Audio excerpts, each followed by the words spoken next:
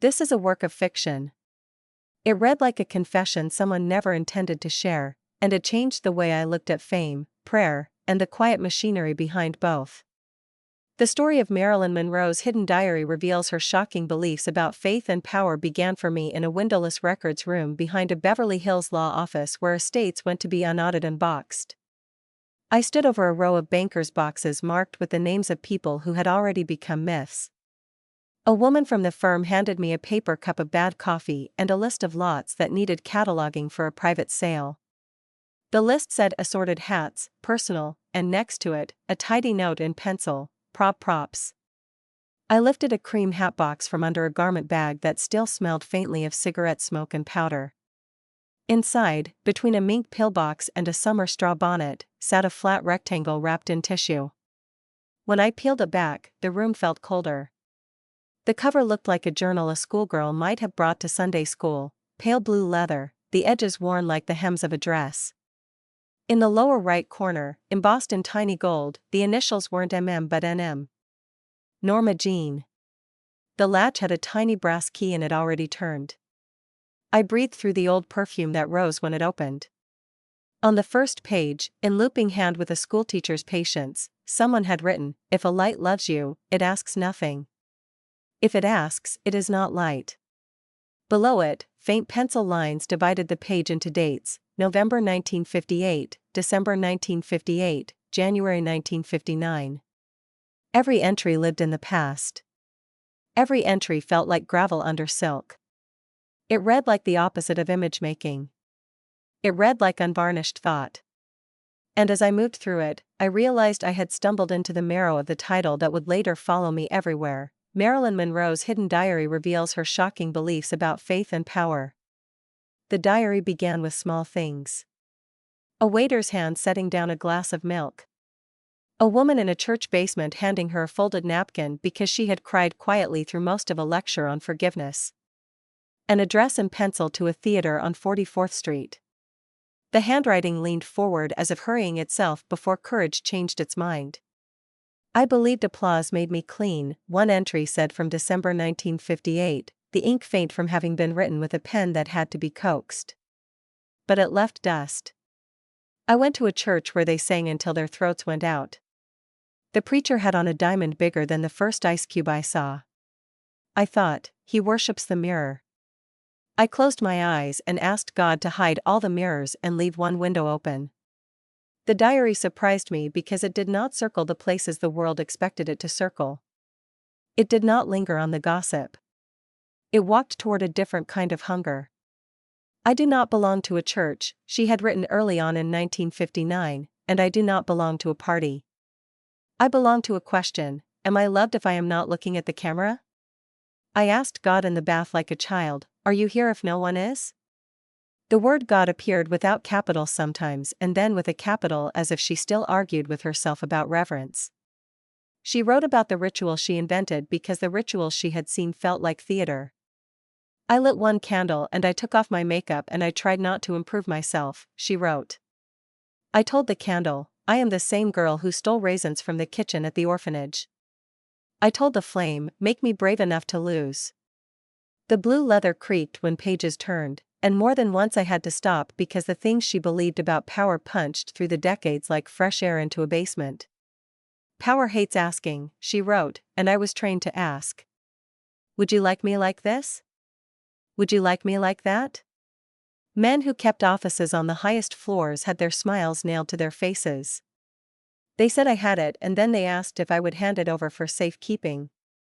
There was a night described in careful language, no names, only nouns with the edges worn off, at a hotel where everyone knew the exits by heart. A man whose face lived on coins sat next to me and told me the country loved me, she wrote. I thought, the country loves what it does not know. He asked if I prayed. I said, I whisper before sleeping. He said, to whom?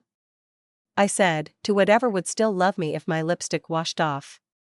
He laughed in the good way and then his eyes went empty, like a theater after the last performance. She did not draw blood. That surprised me most.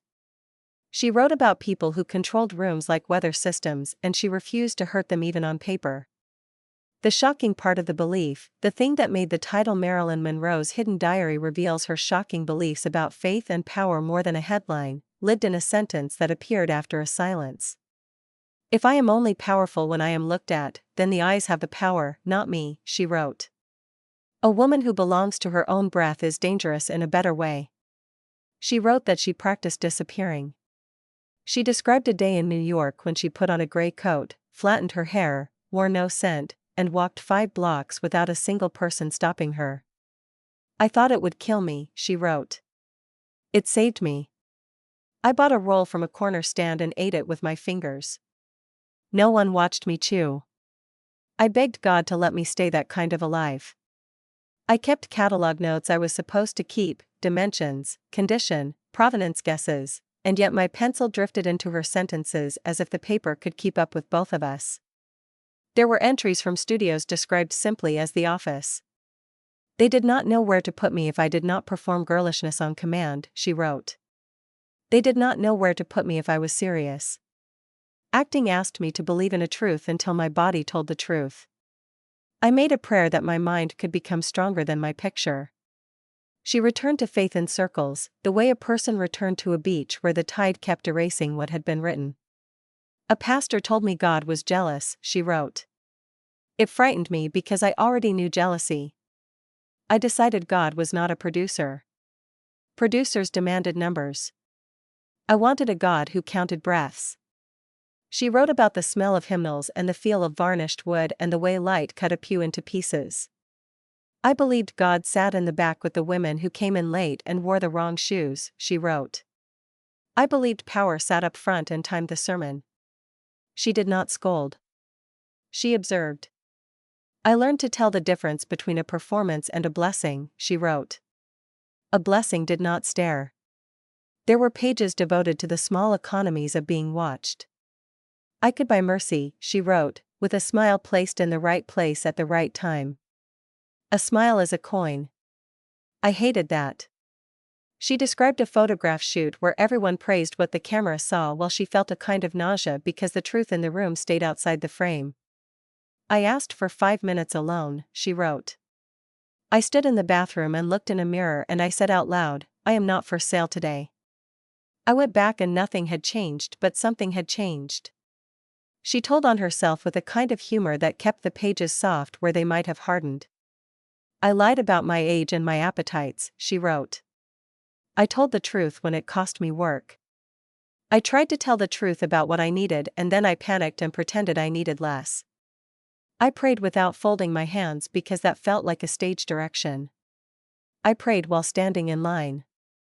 The more I read, the more this hidden diary braided the words faith and power like they were 2 sides of the same rope. When a man with a navy tie poured me another drink and said he could make calls, she wrote, I said, I can make calls too. I can call my body back to me. He did not understand that sentence. I hardly did either, but saying it made heat in my chest. She wrote about a friend who taught her to breathe from her belly. It felt like smuggling, she wrote. It felt like I had stolen something back I had given away when I learned to turn my body into a picture. I turned a page and found a pressed sprig of something that had gone almost colorless, lavender maybe. Beneath it, a thin envelope, unsealed. Inside, a paper clipped to a typed note. The note had a typewriter ribbon that needed replacing. If anyone ever reads this, the note said, please read it kindly. I wrote it when I was not pretending. The page attached to it carried one of the diary's clearest lines, I did not distrust God. I distrusted men who said they spoke for him. She described a television preacher she watched for 20 minutes before turning the set off. He sold the cure and the disease, she wrote. I wanted a God who did not sell. In the middle section of the diary, she wrote about the city that treated her like an ongoing parade. On sunset the palms held the sky up while the billboards sold me different versions of myself, she wrote. At a party a woman said, you must be powerful to make them all listen. I smiled and did not say, listen to what? Power without a voice felt like a photograph of food. Pretty and no nourishment. She told the story of a seamstress who had put secret pockets into one of her dresses. She said, you need a hidden place for your own hand. I put the diary in one of those pockets once and walked around the block. The diary made a quiet sound as it closed and opened, the hinges tender as a wrist. The seamstress appeared again later, in a small apartment near Melrose, where the two women ate soup from chipped bowls and spoke about the difference between fear and intuition. She said, "Fear says, no, intuition says, not that door." I wrote it down like a new prayer. There were men in the diary, yes, but the men were weather, not maps. They came in as pressure systems and left as broken thermometers. She wrote about a studio lawyer with perfect hair who told her to say, "I'm so grateful," to questions that were not questions. He believed gratitude was a leash, she wrote.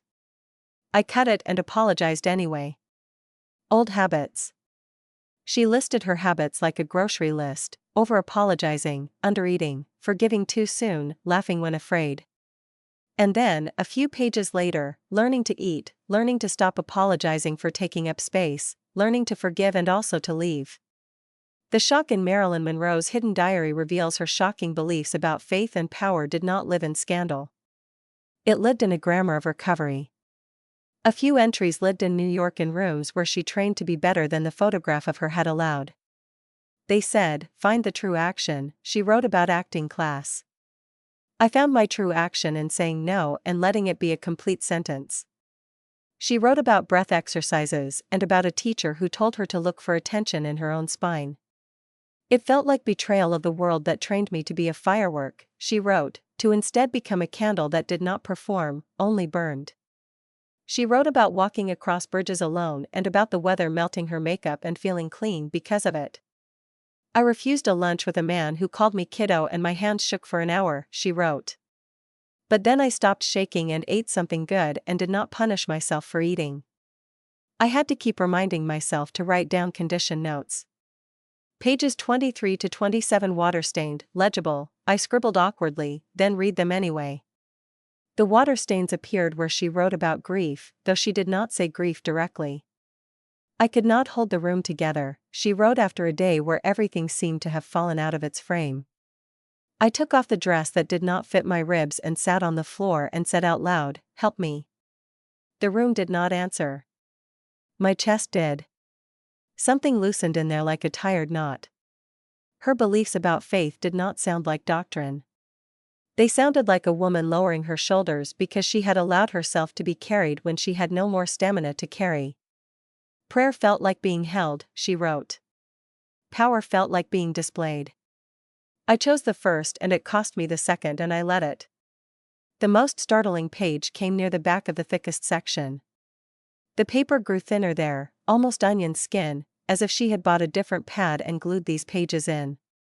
The headline the world later loved, "Marilyn Monroe's hidden diary reveals her shocking beliefs about faith and power," would have tried to live here. I suppose, in the sentences that refused to flatter any lever-puller. A nation that wanted me innocent and available did not want me thinking, she wrote. I learned to think in secret. I learned to let my face be the curtain and my mind be the play. She wrote that she feared the rooms where decisions made in secret were sold as fate. I watched very important men grind up the word promise and sprinkle it on their sentences like sugar, she wrote. I decided I would put my mouth on only what fed me. She wrote about a night when she turned down an invitation everyone called an opportunity.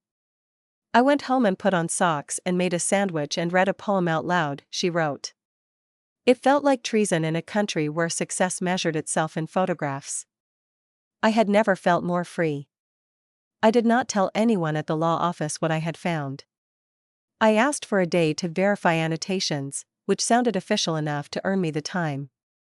I took the hatbox to a friend who worked in preservation at a university library. We set the journal under a soft lamp and read with gloves. My friend said the binding matched late 50s custom work, hand-sewn signatures. We peered at the monogram and the peculiar way the N had been struck deeper than the M. Someone did not want this mistaken, my friend said. We lifted the backboard and saw the faint seam of a hidden pocket. Inside, tucked like a witness in a pew, a single photograph, not of a face, but of two hands holding a book.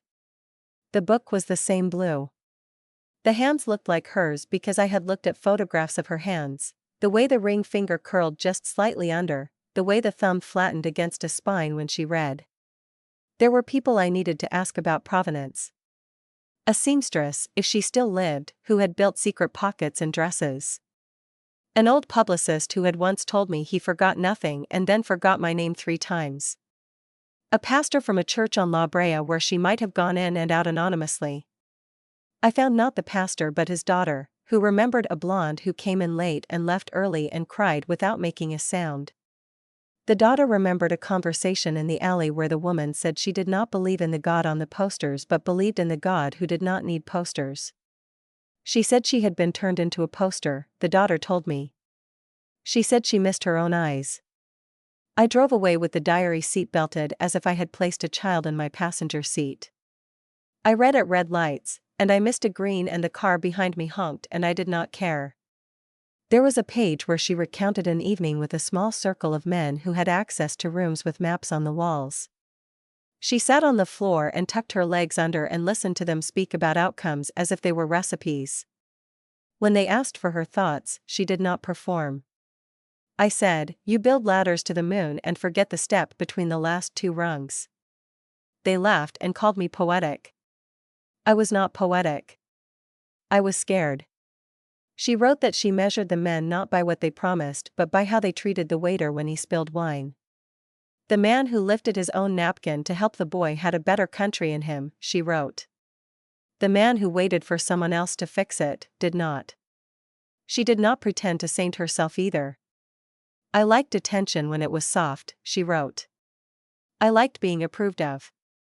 I chased it like a child runs after the last bit of sun at the end of the block. Her honesty did not apologize for itself, it held itself tenderly and then asked for more from itself. I believed I could be both, serious and light, she wrote. I believed I could be believed. When she wrote about her own anger, the letters thickened as if the pen pressed harder. I was angrier than my face let me show, she wrote. I learned to put my anger in a drawer and then I forgot where the drawer was. I asked God for the drawer back. The law office began calling for the lot numbers. The hatbox had to become a number and then a line in a ledger and then an item in a room with paddle numbers and nods. I felt sick. I asked for 1 more day and then I lied and said the appraisal needed moisture assessment. The appraiser came and waved a meter over the blue leather and said, she kept it well, and of course that she did, because she kept everything that mattered where the photographers could not go. I read a passage that made me sit back, my hand over the hinge. I decided power was the ability to say enough and mean it, she wrote. I decided faith was the ability to say I am not alone and feel it. As the day fell into orange light, I ran a fingertip along the margin where she sometimes drew a little star next to a sentence she wanted to remember. Next to 1 star she had written what might have been her most dangerous prayer, make me immune to flattery and make me loud when needed. She wrote that she practiced saying, that's not true in hotel mirrors so that when the time came, it came out whole. She wrote that she had to relearn her own name. Marilyn was the costume, she wrote. Norma was the child. I wanted a 3rd name only God would know. I closed the book and did not breathe for a count of 10. That night I took the journal home. I should not have. I placed it on my kitchen table and made tea and read through midnight while the city settled into its dim hum. I turned to entries where she described her grandmother's Bible and the thin pages that made a sound like soft weather. I did not understand the verses, she wrote, but I loved the maps. She wrote about clinging to beatitudes because they seemed to honor the people the cameras forgot. Blessed are the poor in spirit, she wrote in her own hand like a copyist, and then below, blessed are the girls who smile until their cheeks ache and then close the door and go to sleep without the smile and wake up still loved. She wrote about power again, but now as something she negotiated with herself. I will not use my tenderness as a weapon, she wrote. I will not use my mischief to survive rooms I should exit. I will not let a paycheck write my soul. Near the end of the entries, though nothing felt like an end, there lay a small list, the kind of thing a person wrote in an airport or a car, leaning the page on a thigh. The list sat under the simple heading, When I Am Tempted. The items read like a catechism she built for herself. When I am tempted to be the girl in the picture, I will become the woman with a spine. When I am tempted to forgive too fast, I will count to 60 and breathe. When I am tempted to buy love, I will buy groceries. When I am tempted to show off, I will call a friend who tells me the truth. When I am tempted to forget God, I will put my hand on my chest and feel the good beating. The list ended with the same thin, brave humor that threaded the book. When I am tempted to believe the headlines, I will ask my dog who I am. In the last pocket of the cover I found a folded page that did not match the others. It looked like a letter she never sent. To anyone who calls me an angel, it began, angels do not get hungry. I did. Angels do not change their shoes twice in a day because the first one's cut. I did. Angels do not fumble with their keys like a tired person at 2 in the morning. I did. Do not make me an angel. Make me a woman you do not control. She wrote, if you ever hold this diary, be careful with the part of me that did not belong to the world. I closed the envelope and felt suddenly like I had intruded into a room where a person had been naked without shame. By morning, it felt wrong to let this blue book become an object with a price. I drove back to the preservation lab and asked my friend to lock it properly for a consultation. The law office asked me for the catalog copy they needed. I wrote an honest line that did not reveal what did not belong to me, Blue Leather Journal, circa 1958 to 1962, initials NM, personal reflections on acting, belief, and the pressures of public life. It did not say Marilyn Monroe's hidden diary reveals her shocking beliefs about faith and power, though that sentence lived in my throat like a secret fire. I walked out onto the library lawn and sat in the shade and read the last entry again, the one dated a week before a party that would later be over-mythologized. I learned, she had written, that the truest prayer I ever prayed sounded like this, no, and the second truest sounded like this, thank you. The diary did not end with a flourish.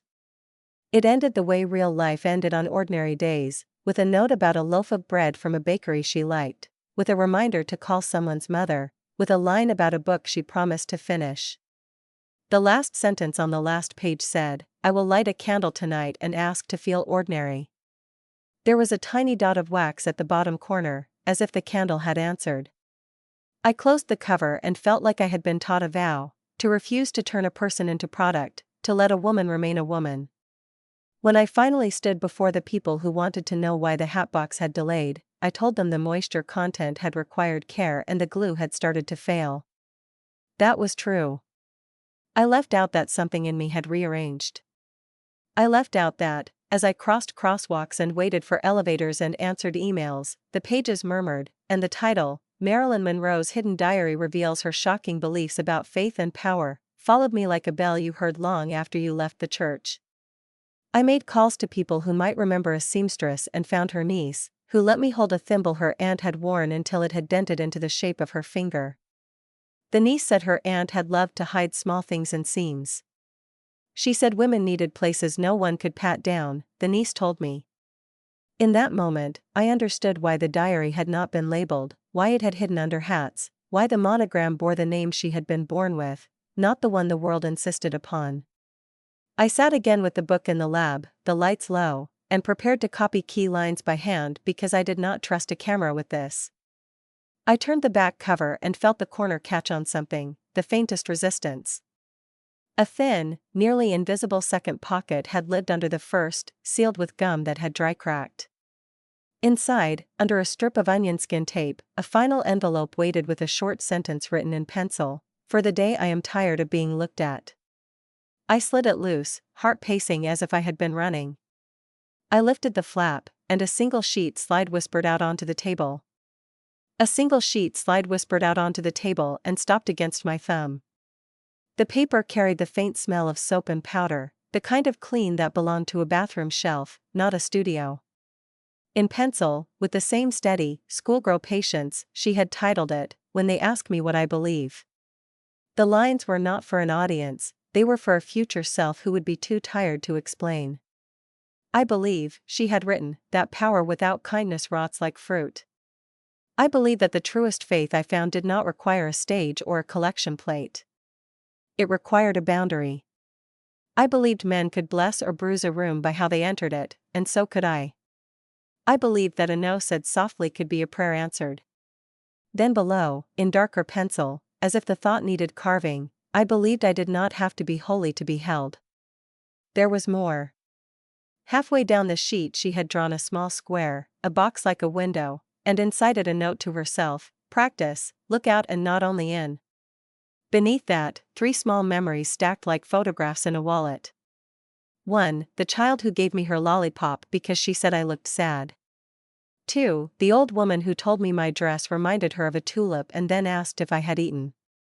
3. The doorman who called me miss when everyone else called me by what they wanted. And then, these were sacraments. I do not know if I belonged in a church, but I knew I belonged among people who made the air gentler. I sat with that page under the lab lamp until the pencil felt warm on my skin. The sheet had been folded twice, evenly, and the creases suggested it had lived in the smaller pocket for years, taken out, read, returned like a worry stone. On the back she had written a paragraph that read like a private treaty. If anyone ever tries to trade me for favors, it said, I will trade my time for quiet instead. If anyone tries to dress my body and undress my dignity, I will go home and make soup and call a person who uses my name like a blessing. The handwriting loosened, the way a hand loosened after a long day. When I prayed, I did not ask to be famous. I asked to be forgiven for the days I thought fame would feed me. I replaced the paper in its envelope and slid the envelope back into the pocket. My friend in preservation, Lila, watched my face as I did it. Lila had spent her life protecting paper from air, light, hands, water, time. She knew when a page cut more cleanly than a knife. You're thinking about keeping it off the market, she said. It was not a question. I told her I did not want to watch a blue leather diary become a bullet point in a catalog with a headline written like a trap, even if the headline everyone would write, Marilyn Monroe's hidden diary reveals her shocking beliefs about faith and power, carried the gravity of what I had heard in those pages. Lila nodded, the nod of a person who had helped more than one family decide what came out of a trunk and what went back under a bed. We boxed the diary in a neutral, acid-free coffin with soft cotton cradles that touched it as if it were skin.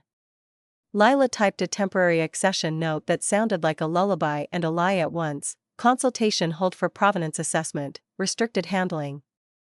I signed my name in a small square and felt like I had adopted a bird with a broken wing.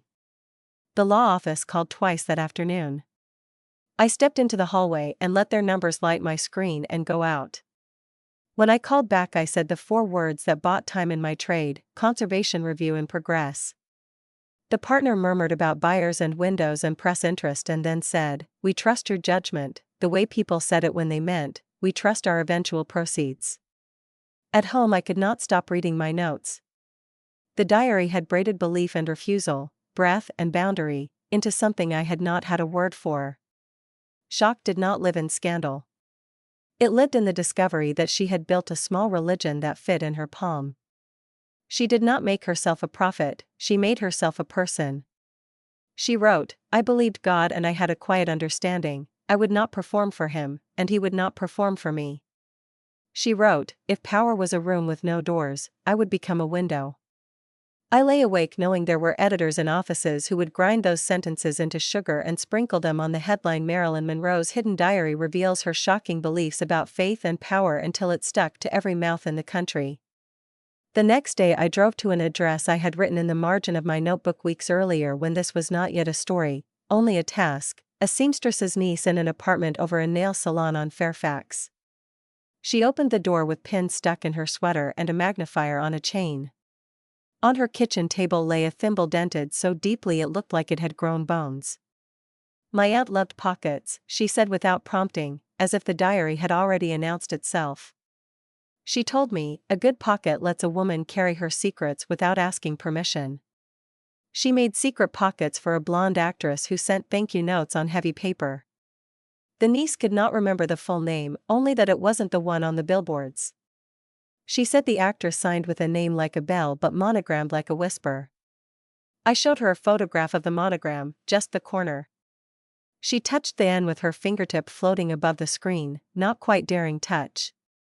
That's her, she said, and then, almost to herself, that girl had so much to hide that wasn't shame. I asked about churches, and the niece told me her aunt had attended a storefront place near La Brea where the music came up from the floor. They kept the back row free, she said, for people who came in late and left early. She remembered the same blonde slipping in, head down, a scarf tied like a woman who did not want wind or eyes to catch her. She cried some Sundays, the niece said. Not loud. Just the kind of crying that washed a face clean. She remembered a pastor who did not sell anything, only blessed the tired. He said, God does not need your performance, only your presence. She wrote it down. The niece said this with certainty because she remembered the way the blonde pulled a small blue book out of a pocket and wrote as if she were saving rainwater. When I left, I had a name for a tailor who had worked on studio costumes and a rumor about a hospital visit made at night without cameras to sit with a woman who had lost a child. I drove to the tailor's shop, now a barber's place, and found the tailor's son sweeping hair. He told me his father had died with stories in his throat. He said she paid him extra to sew a narrow sleeve inside a dress, he said. He said she called it a place to put my hand when I need to hold my own hand.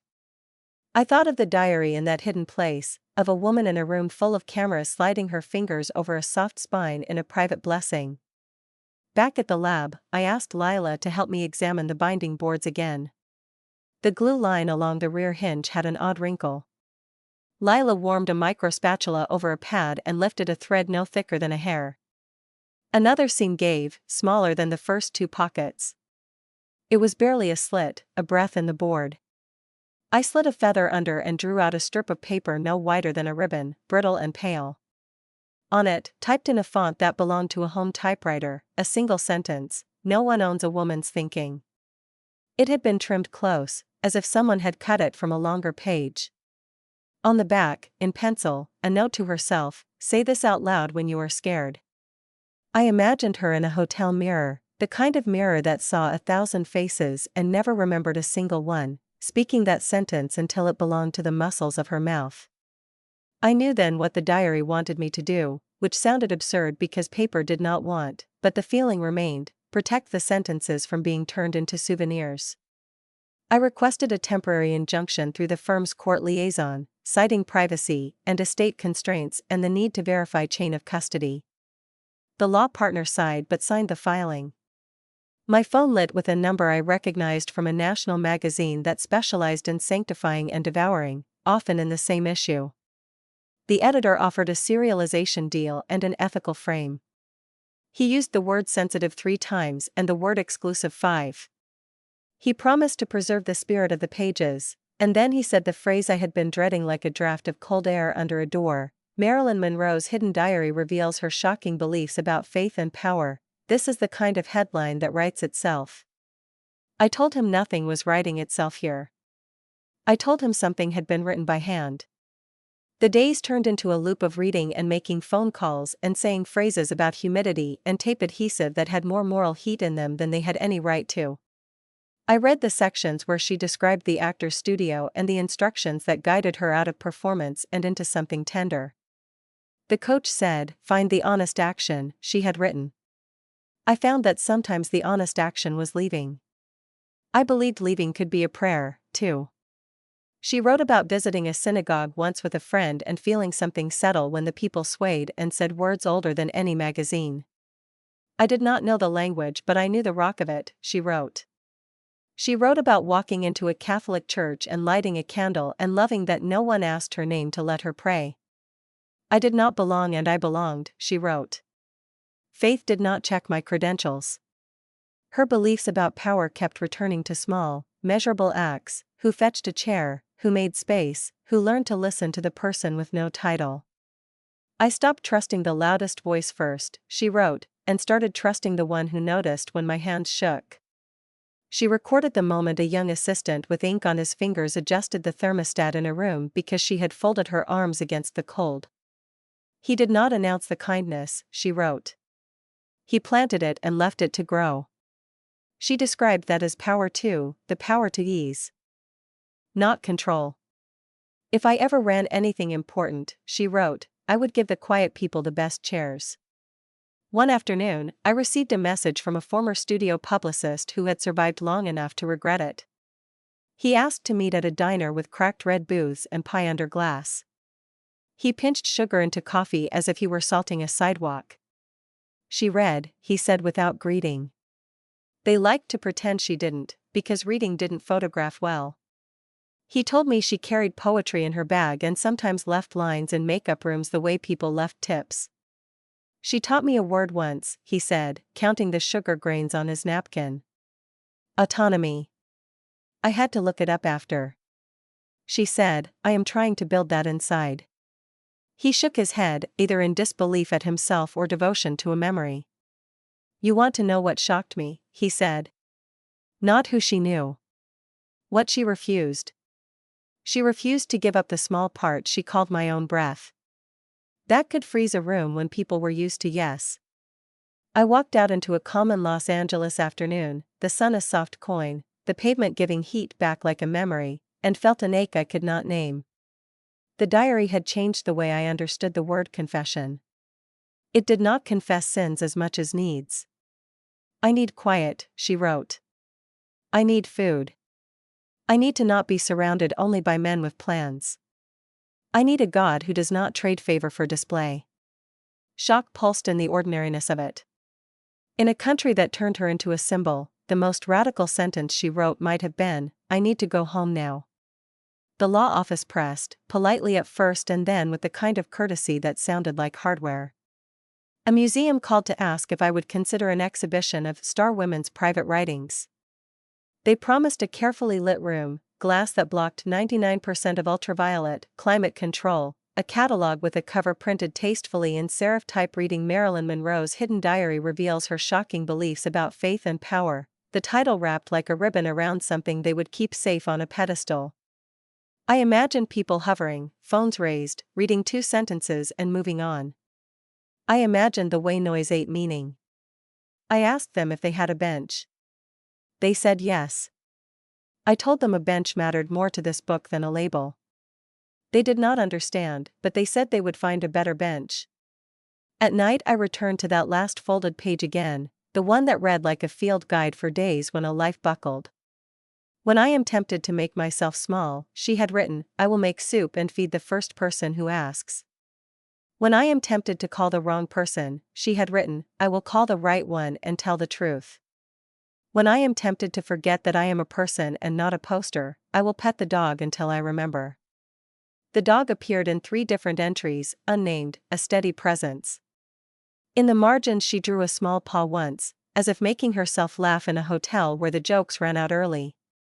I asked Lila to perform a page-by-page condition survey under magnification. We pulled up fibers under the camera and watched where the pencil had bitten harder and where the ink bled when tears had fallen. In the gutter near the center we found a thread caught on the fold, a hair blonde not by bottle but by sun. We did not test it. We did not need to. It sat there like proof that what I had been reading had warmed in a human lap. Lila wrote, spine solid, lower joint fragile. Surface grime minimal. Handling history consistent with careful personal use. It felt like a biography. Then came the call I had known would come. An intermediary for a collector whose name moved through auctions like weather offered a number that made the air in my kitchen feel light. He spoke of safes and vapor barriers and endowments and a private reading room. He spoke the way men in the diary had spoken when they called a cost an opportunity. I let him finish and then I told him about the girl with the lollipop and the doorman who said miss and the assistant who adjusted the thermostat. He said, I'm not sure I follow, and then he raised the offer and then he said what they always said. This is inevitable. I understood why people later told this story with a flair, why they sold it with the headline Marilyn Monroe's hidden diary reveals her shocking beliefs about faith and power as if the diary itself had ripped a veil off a room and shown us men in the dark. But that was not what I read. I read a woman who taught herself to breathe in a world that kept asking her to hold it. I read a woman who had learned to measure power by its effect on the temperature of a room. I read a woman who had decided that a god who needed her mascara was not a god who deserved her. In the last inches of the last pages, I found a note addressed to the version of herself who would want to surrender again. If you forget, she wrote, read this, you are allowed to leave. You are allowed to eat. You are allowed to ask to be loved softly. I did not sleep much in those days. I left the lab and drove the long way home on streets with small houses and jasmine over chain link. I thought about release and control and how often they masqueraded as each other in boardrooms. I thought about the first line in the first entry, if a light loves you, it asks nothing. I thought about my own job, the way I had learned to write descriptions like songs that hid their own teeth.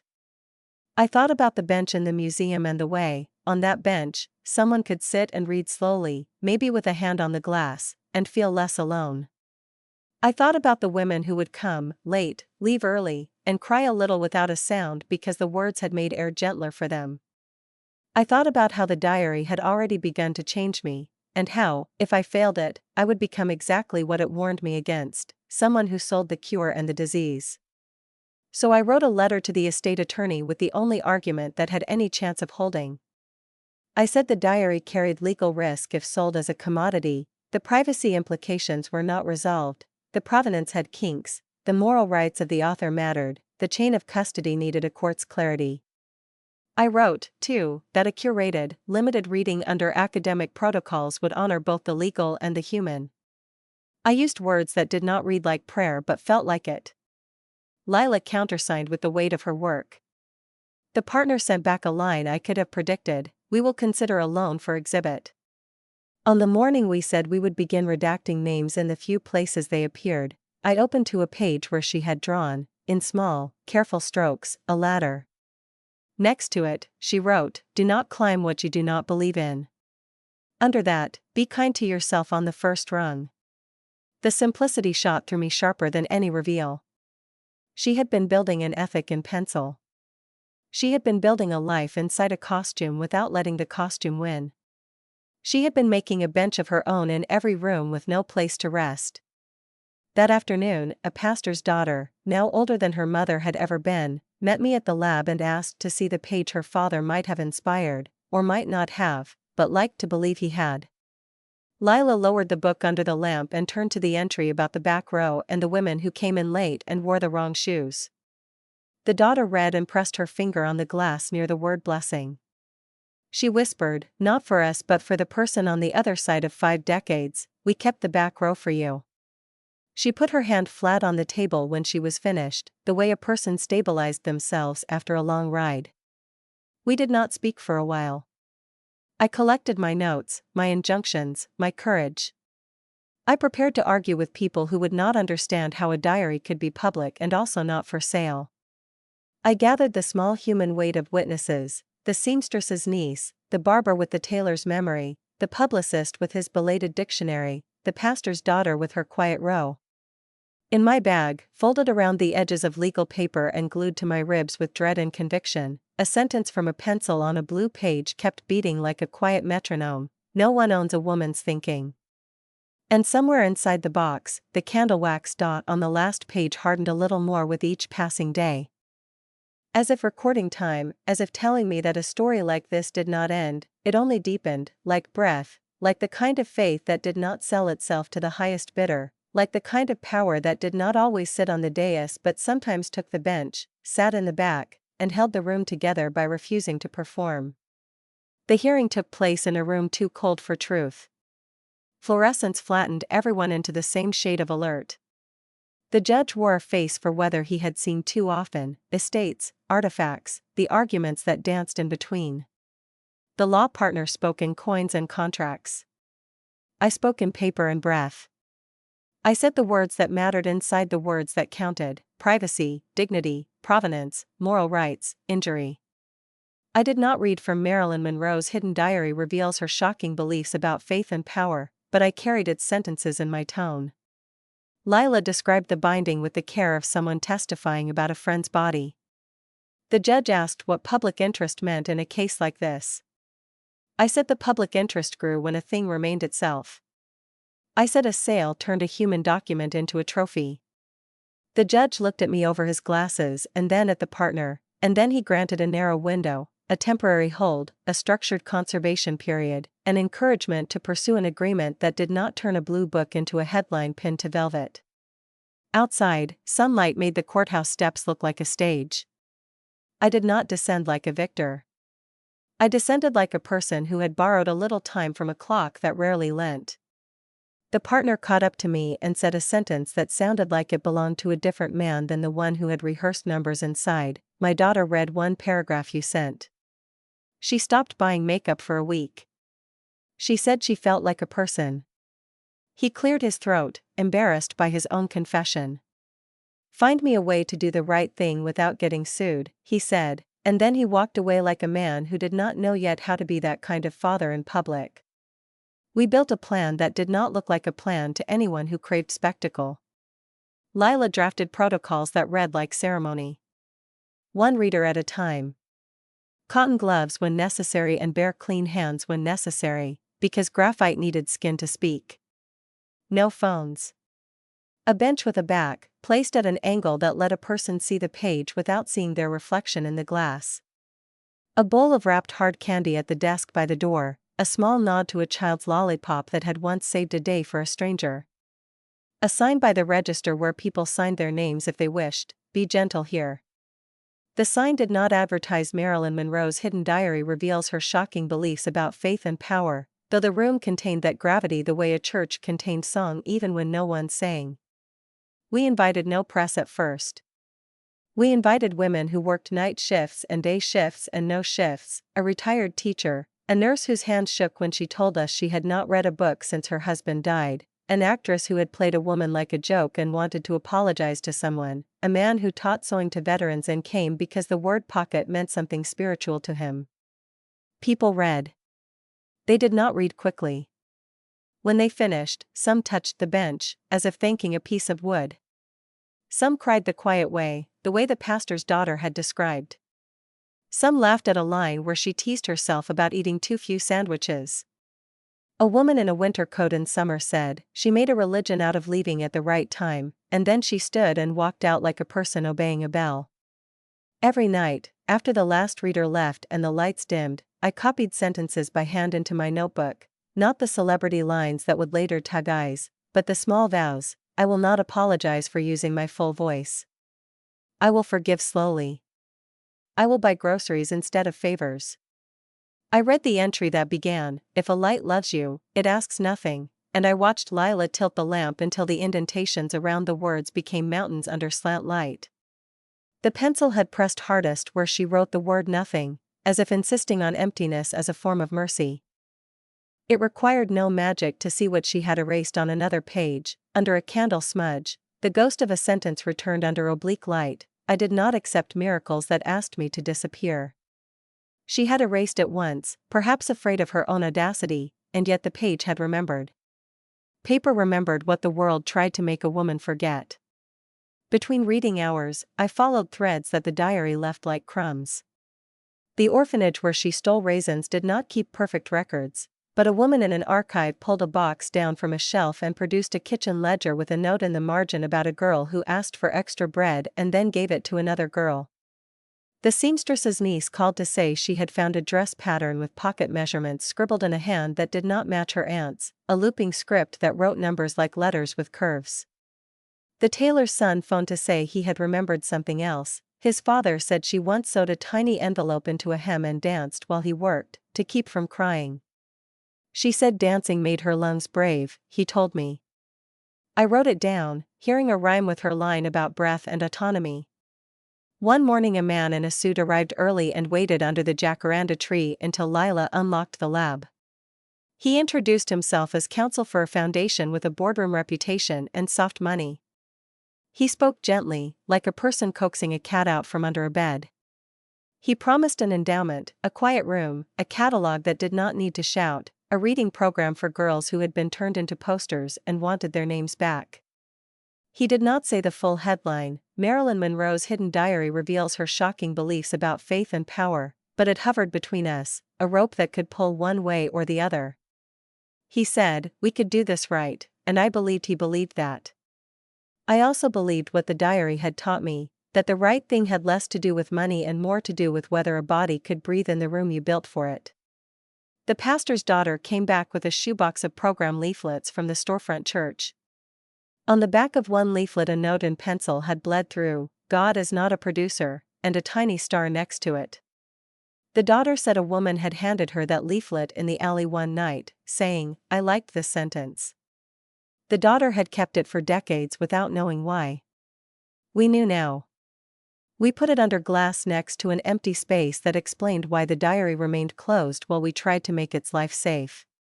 When the museum called again, they had a new voice on the line, a curator who sounded like she had sat on benches more than she had stood on stages. She said she did not want a blockbuster, she wanted a room that felt like breath. She said she wanted to build the back row first and let the front seats wait. I asked her what she would title the exhibition.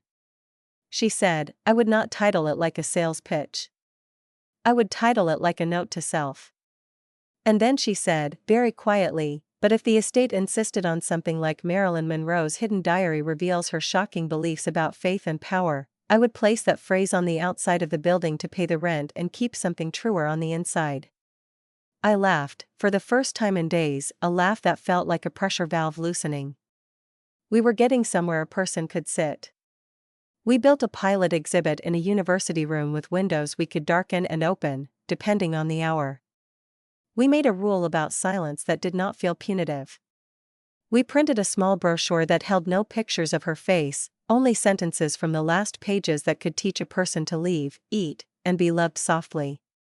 We placed a photograph of two hands holding a blue book, the one from the hidden pocket, and we let the hands be the face. On opening day, people lined up quietly. A woman who looked like she shepherded children for a living brought 3 teenagers and sat them on the bench and did not speak. A man in a suit sat in the back and took off his tie after 5 minutes. A security guard cried, the way men who were not allowed to cry in uniforms sometimes cried, shoulders still, eyes overflowing. Someone left a tulip on the windowsill. Someone else left a note that read, "Blessed are the room builders." The law partner stood against the wall like a man checking exits. He watched a woman trace a line on the protective glass with her fingertip hovering a hair above, not touching it, reading a sentence that had already begun to move through the city like a quiet anthem, "No one owns a woman's thinking." He watched Lila show a child how onion skin paper sounded like weather. He looked down at his phone and then up at the book, and when his daughter arrived and sat without drama and read without hurry, he stood straighter and let his phone sleep. When she finished, she took the bowl of wrapped candy and walked it over to the bench and placed it there, as if to say, "Let the sweetness stay where the reading happens." Days became a practice. We opened the book as one lit a candle. We let the pages breathe.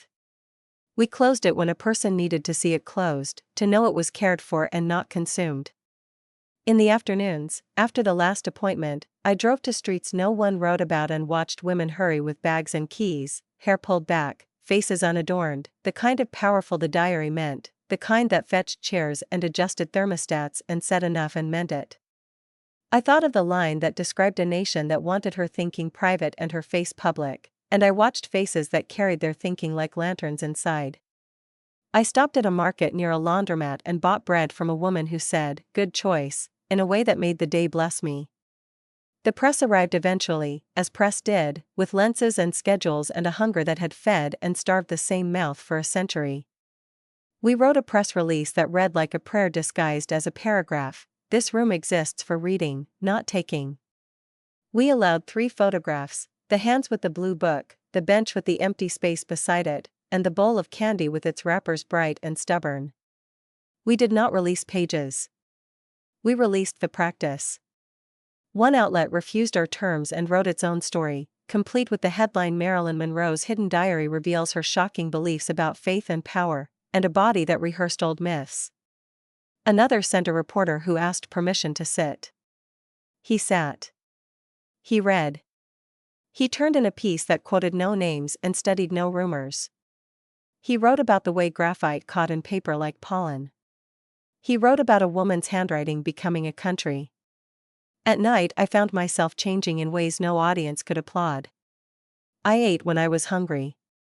I stopped apologizing for saying no to rooms that asked me to disappear to earn admission. I lit a candle on my kitchen table and did not ask it to become a spotlight. I called the right person and told the truth. The title Marilyn Monroe's hidden diary reveals her shocking beliefs about faith and power had started as a bell rung by other mouths. It had become a bell I heard in my ribs when I crossed streets and chose doors. It had become, in the most ordinary way, a prayer I did not need to whisper because my life kept answering it. One late afternoon, as the jacaranda decided to let its purple go and the lab took on that golden hour her city knew so well, a woman in a navy skirt and sensible shoes arrived without an appointment and asked if she could just see the cover. She did not need to read, she said, she needed to know the blue existed. Lila glanced at me and I nodded the way a person nodded before breaking a small rule on purpose. We lifted the lid and let the woman look. She put her hand over her mouth the way people covered laughter or lightning. "I teach ninth grade," she said softly. "I taught my girls this year that power could be as simple as staying seated when the room tried to make them stand." She smiled at the diary like a co-conspirator. "Do you know," she said, "you built us a back row." She left a note in the registry that read, "Blessed are the benches." We never stopped finding the human seams. A letter arrived, written in slanted script on thin paper, from a woman whose mother had cleaned apartments on Franklin and remembered a girl with a scarf who left her the better pair of shoes with a folded page inside. A page copied by hand. "When I am tempted to believe the headlines, I will ask my dog who I am." The woman said her mother had kept the shoes and the page through 3 moves and a divorce and 2 births. She sent a photograph of the page. The slant of the letters matched the diary's slant like 2 sisters recognizing each other across a room.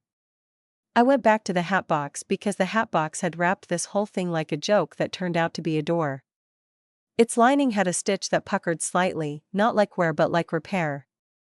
A conservator's eye was a suspicious eye. I asked Lila to help me unpick the repair in the safest way.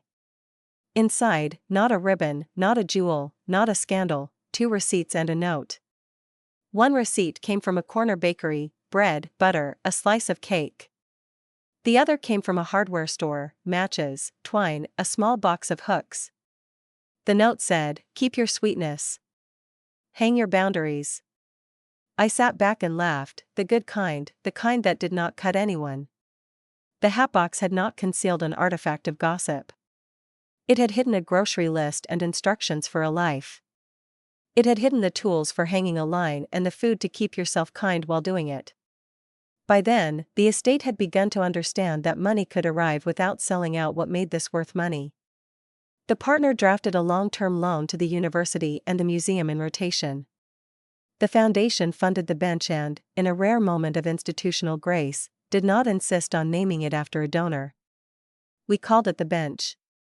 People came and sat and read and left, not with souvenirs, but with sentences they could use like hooks when the wind rose. They repeated the title, Marilyn Monroe's hidden diary reveals her shocking beliefs about faith and power, in their kitchens and cars and texts to friends, and sometimes they did it wrong on purpose, the way the pastor's daughter had smiled and said, "Shocking? Not to me. Familiar." The shock belonged to systems. The recognition belonged to people. I kept following the small historical threads, because history, I had learned, did not consist only of graves and grand openings. It held receipts, bench screws, thimbles dented into the shape of a life. A former photo assistant brought us a contact sheet with a few frames of hands and book spines. He said she had asked him to frame a shot without her face. She said faces get me in trouble, he remembered, hands get me free. A studio guard mailed me a pass from a long-closed gate with N. Mortensen scribbled on it because the lady asked me not to write the other name for once. On the back of the pass, in ballpoint hearts, a message survived for a stranger, "Be kind to yourself on the first rung." The diary continued to teach its ethic in pencil. People stopped me on sidewalks to show me pages in their phones where they had written their own lists titled, "When I am tempted." A woman at a bus stop held up a napkin where she had written, "When I am tempted to be charming instead of honest, I will be late and honest." A man in a work vest said, "I adjusted the thermostat in a meeting today. No one noticed. I did it for her." He did not have to say the name. He was part of the chorus of quiet that had found itself. The room, the bench, the diary, the people, they formed a practice that resisted being wrapped up like a bow around an artifact. We had not ended anything. We had begun something circular and ordinary and radical, a reading that changed breath.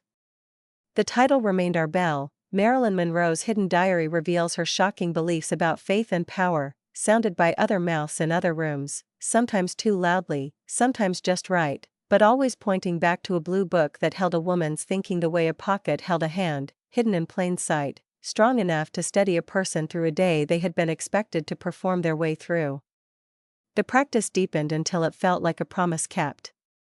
Weeks after the pilot room opened, the estate lawyer returned with a revised document and a quieter face. He had underlined phrases that sounded almost like the diary's own voice: long-term loan renewed in perpetuity, exhibition conditions tied to care not spectacle, reproduction limited to excerpts chosen for breath not buzz.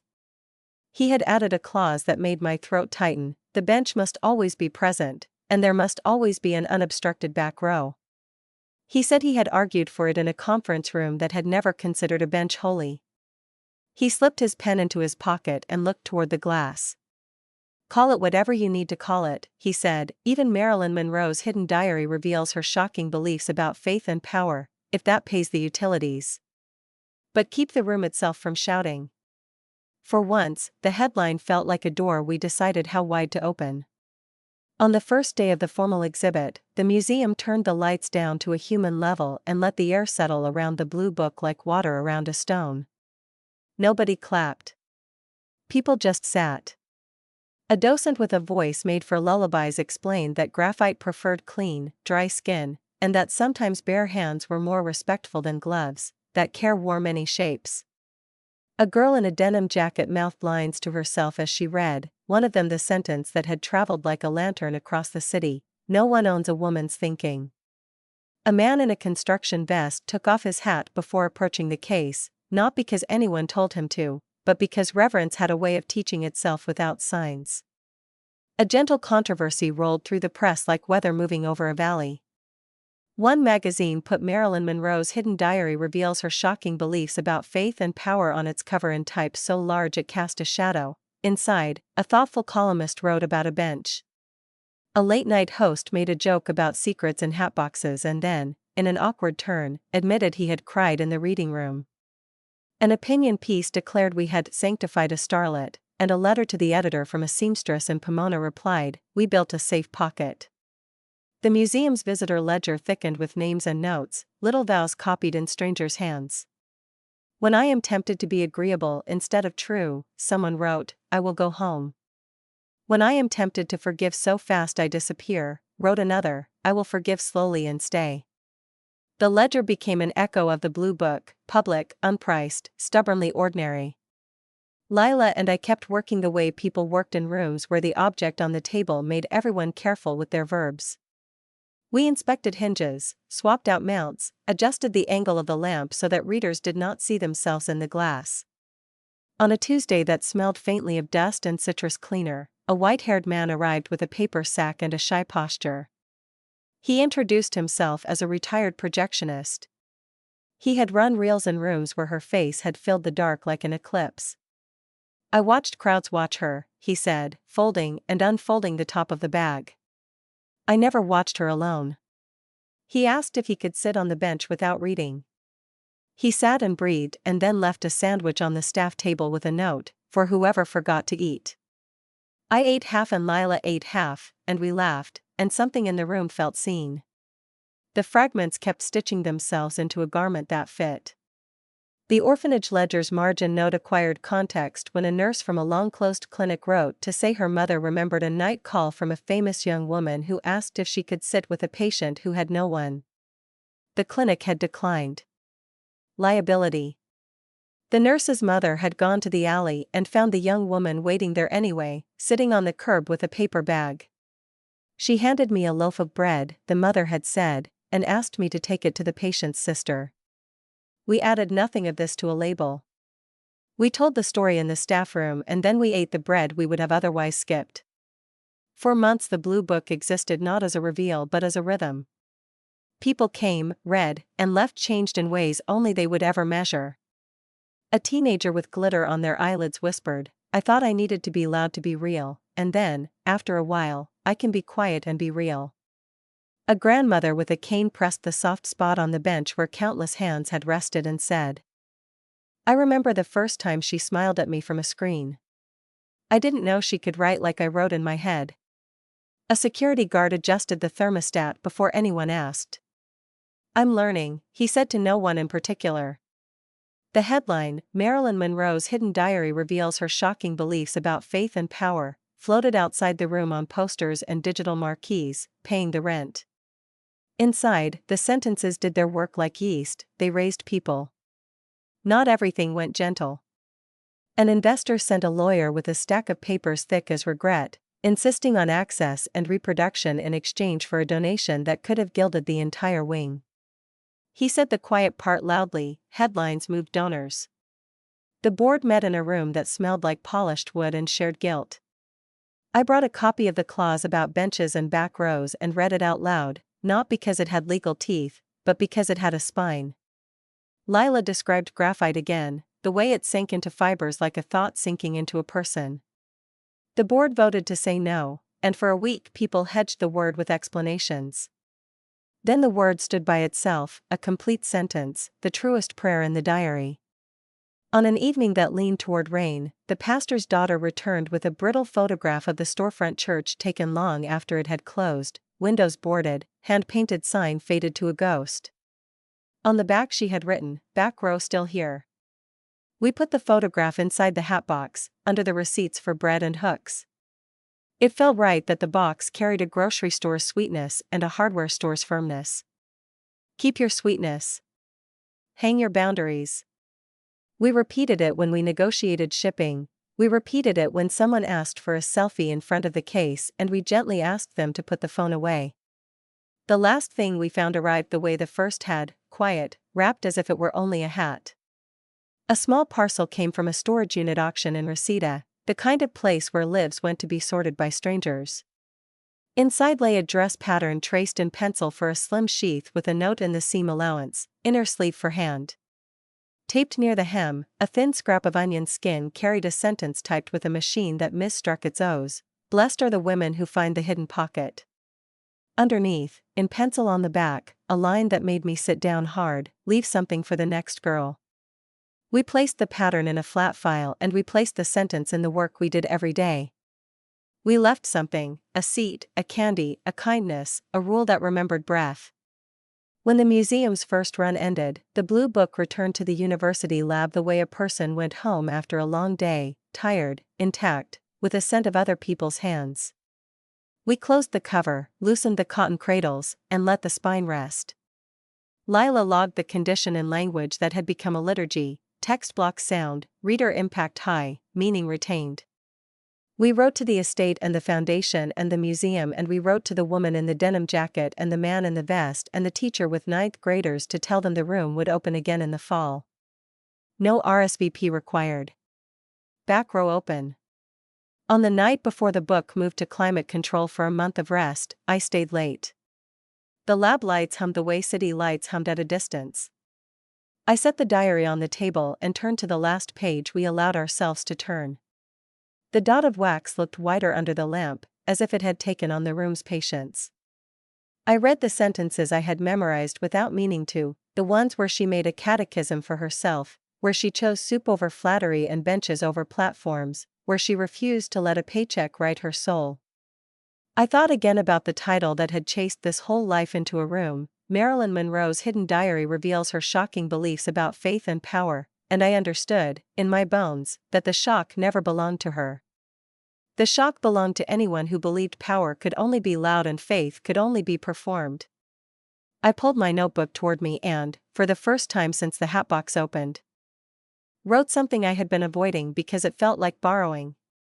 At the top of a clean page I wrote, when I am tempted, and I let my own hand tell the truth in small, stubborn sentences.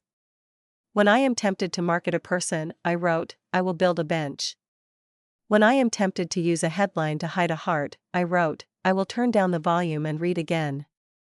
When I am tempted to believe access is love, I wrote, I will buy bread.